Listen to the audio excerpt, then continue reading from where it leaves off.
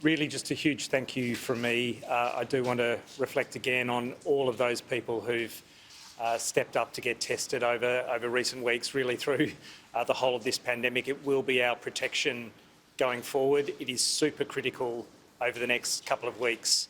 To have 25,000 tests a day, absolutely fantastic. I would continue to encourage anyone at that first sign of symptoms, no matter how mild, to come forward and get tested. We have found cases in the community that we would not have otherwise found because people stepped up to get tested. Obviously, we've got primary close contacts who are going through testing and we're following up those test results. But for anyone, and there might be people who are still undetected as cases in the community, if you get tested, we can drive this back down to zero. So just a huge thank you from me for those individuals. And then in particular, everyone who's made a sacrifice through this period of lockdown. It is an awfully painful period.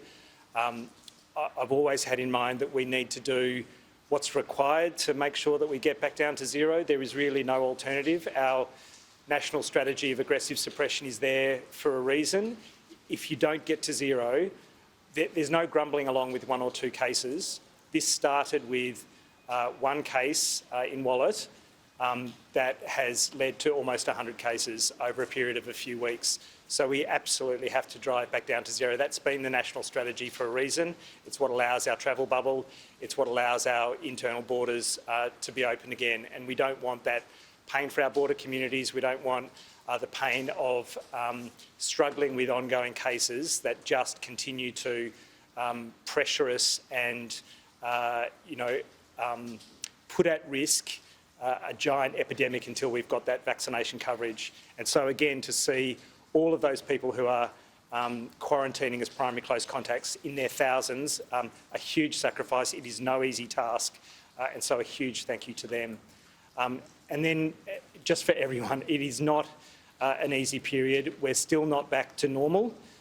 We do have some days to go, but again, with the minimum safe restrictions in place, that is really to make sure that we can continue to drive cases down, but to do so with the stepping out that allows us to start to live a more normal life.